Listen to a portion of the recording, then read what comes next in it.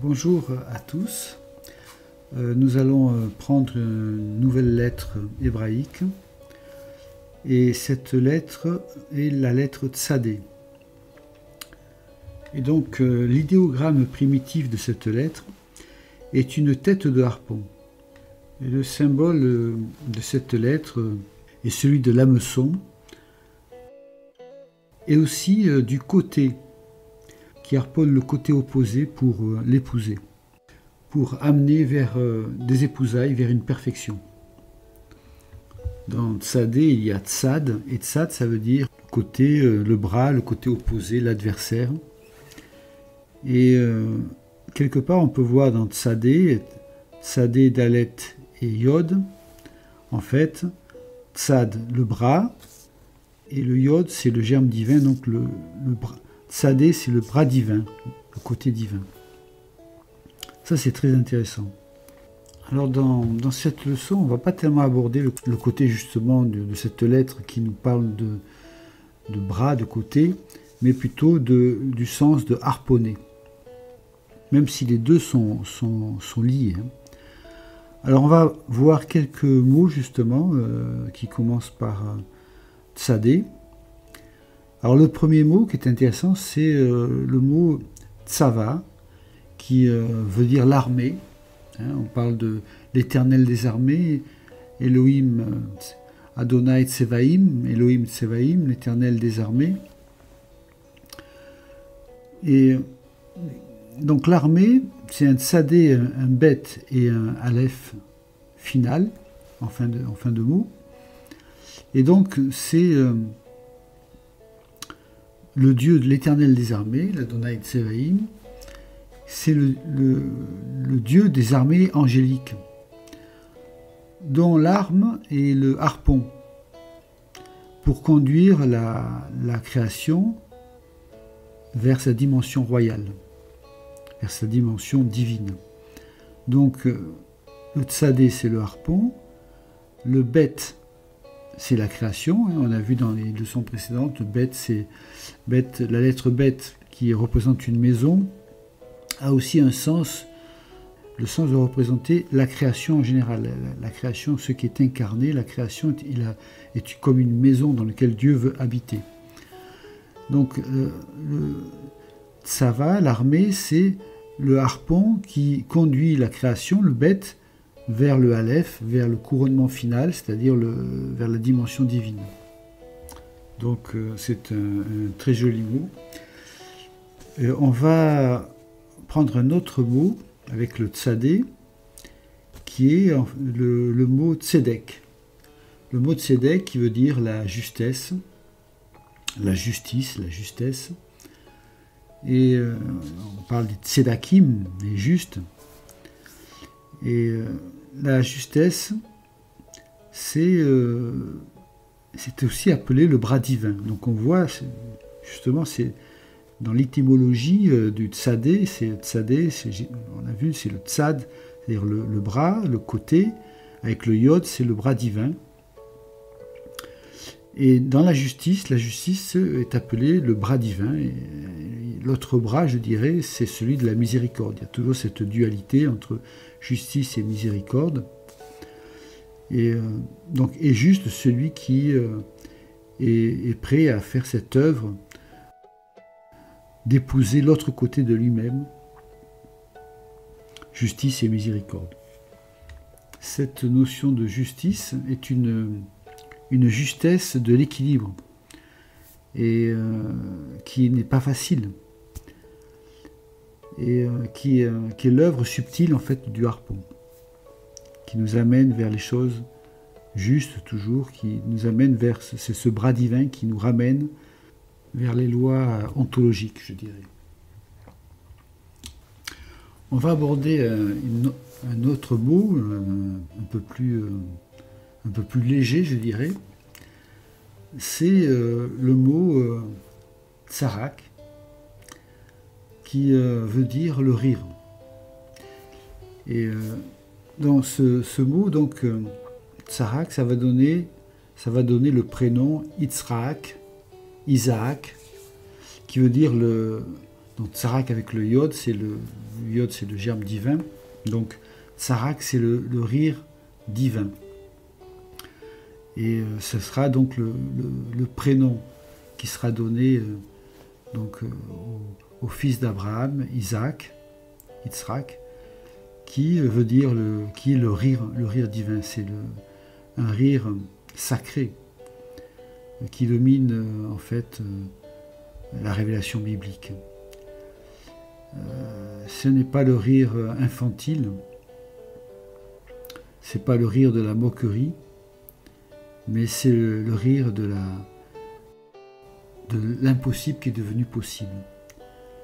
C'est le rire de la libération. C'est un rire divin qui est un rire merveilleux, contrairement au rire de Satan qui est le rire de la moquerie, de la méchanceté, des ténèbres. Et là, c'est le rire d'Isaac. Voilà. Un autre nom qui est très beau, qui est très pertinent, c'est le mot Sion, qui en français donc se nomme Sion. On entend parler beaucoup de Sion, la montagne de Sion, c'est l'autre nom pour Jérusalem. On parle de sionisme, on parle dans la politique aussi, tout ça. Mais Sion a un sens spirituel. Et son mot en hébreu, Sion, justement, est très, très prophétique, très révélateur. Parce que Sion, c'est un tsadé, suivi du yod, du vav et du nun. Donc tsadé, on a vu dans cette leçon que c'est le harpon, c'est le principe de harponner. Alors Sion, c'est quoi? Il harponne quoi? C'est le harpon qui va attirer à lui donc le yod. Yod, vav et nun. Yod, vav et nun, c'est la racine qui donne Yona. Yona, c'est la colombe. La colombe, c'est le symbole du Saint-Esprit. Donc, Sion appelle, harponne, la venue de la colombe, la venue du Saint-Esprit. C'est ce qui va se passer à la Pentecôte. Mais d'une façon plus générale, c'est de Sion que vient le salut. C'est de Sion que vient la colombe du Saint-Esprit, vient la grande délivrance pour l'humanité. C'est pour ça que le Sion, le sionisme, je dirais au sens biblique, c'est l'accomplissement des prophéties, c'est l'accomplissement du messianisme. Voilà. Donc ça, c'est un mot qui est très très beau et qui n'est pas anodin. C'est pas pour ça que c'est ça qui est merveilleux dans l'hébreu, c'est que les noms qui sont utilisés ont plusieurs niveaux d'interprétation et sont prophétiques. Ce n'est pas pour rien que ça s'est appelé Sion, cette montagne-là, ce nom aussi pour Jérusalem. Jérusalem, Yerushalayim, qui veut dire en fait ce qui va amener la paix. Eh bien, le fondement de la paix, Sion, c'est aussi, dans le même sens, ce qui appelle, ce qui harponne la venue de l'Esprit, la venue du royaume de Dieu. Donc voilà pour l'interprétation du mot Sion. On va voir un autre mot aussi qui est très intéressant, c'est le mot Tselav. Tselav qui veut dire la croix. La croix. Alors Tselav, ça s'écrit avec un tsadé, un lamed et un bet. Donc dans ce mot, la croix, Tselav, on retrouve le tsadé, le harpon, et le lamed et le bet, ça nous donne le mot cœur, lève. Donc la croix harponne les cœurs. Il amène l'homme de l'ombre à la lumière. Il touche les cœurs, il ramène et il harponne les cœurs pour amener l'homme, en fait, vers la lumière du Christ. Ça, c'est un mot qui est aussi qui est très fort, qui est très puissant. La croix touche, attire, harponne les cœurs durs, les cœurs endurcis, pour les amener à la lumière du Christ, à la lumière de la révélation. Donc la croix est une puissance. C'est ce que dit l'apôtre Paul dans l'Épître aux Corinthiens.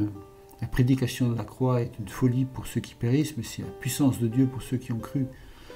Donc c'est une puissance de révélation, une puissance de délivrance qu'on retrouve même dans ce mot tselav. On aborde un autre mot, le mot tsar, qui est tsadé avec un resh.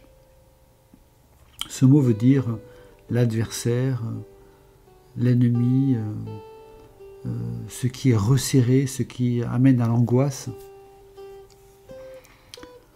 Alors ce mot tsar est intéressant. On le retrouve, alors il a plusieurs sens, donc là j'aborde ce côté, le sens de l'adversaire, de l'ennemi, de ce qui est resserré, de l'angoisse. Et on le retrouve dans le mot Mitzraïm, qui veut dire l'Égypte, où on a les lettres Tsadé et Resh, donc Tsar, au milieu de ce mot Mitzraïm. Quand on le décompose, on voit Maïm, qui veut dire les eaux, la matrice, les eaux, et pas n'importe quelle matrice, mais une matrice étroite, resserrée, une matrice douloureuse, et ça sera la matrice de l'Égypte. Ça sera l'Égypte, la matrice du peuple hébreu, dans lequel le peuple hébreu va se développer, va être porté, mais en esclavage. En esclavage, et dont il devra ensuite naître et sortir. Au travers de la mer des Joncs, des eaux de la mer des Joncs qui vont s'ouvrir pour que le peuple puisse passer, libérer le peuple, pour l'amener vers le désert. Donc Tsar, Tsadé Resh, on le retrouve aussi dans un autre mot qui va donner le mot français de la lèpre. Un Tsadé, Resh et Aïn. Tsadé, Resh, Aïn, c'est être atteint de la lèpre. La lèpre, Tsarat. Donc la racine de la lèpre, Tsarat, c'est Tsadé, Resh, Aïn. Et Tsadé, Resh, Aïn, ça nous dit quoi? Ça nous parle d'une sorte de malédiction quelque part, parce que le Tsadé, c'est ce qui harponne, le Resh, le Aïn, Resh et Aïn, c'est Ra. Ra, c'est le mal qu'on retrouve, le mot mal, que l'on retrouve donc dans la Genèse, l'arbre de la connaissance du bien et du mal, la connaissance du bien et du mal, Tov, le bien, Tov Vera, donc Tov le bien, Ra le mal. Et donc la lèpre, c'est ça, c'est le mal qui est amené sur soi. Et donc c'est un mot qui a vraiment, les lettres confirment vraiment le sens du mot, c'est-à-dire, quelque part, c'est comme si on a attiré le mal sur soi, on a attiré, comme une malédiction, on a attiré le mal sur soi, et ça se transforme physiquement sur notre corps, sur cette lèpre qui détruit les membres du corps. En même temps, le mot tsar a aussi un autre sens, qui est celui de la pierre, du rocher, de la pierre. Donc là, c'est dans un sens positif.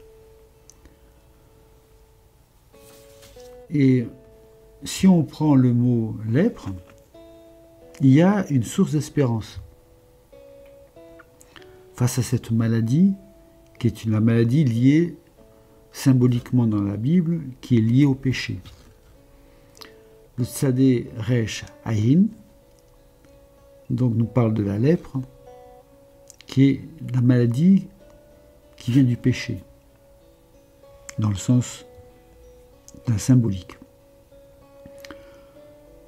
Et la note d'espoir, d'espérance que nous donne ce même mot, c'est qu'il y a un salut possible. Et le Tzadé Resh, c'est la pierre, et le Ayin, qui nous parle de l'œil, mais aussi de la source des profondeurs. Le Ayin, par excellence, c'est la source du salut, c'est Yeshua, Jésus. Jésus qui est le rocher de notre salut.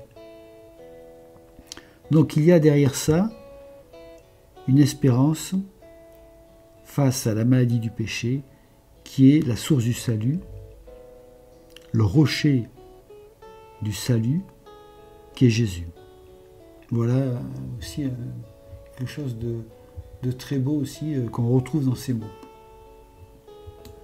Voilà, donc on va terminer justement sur cette dernière note pleine d'espérance, pleine d'optimisme. Le rocher de notre salut, c'est Jésus.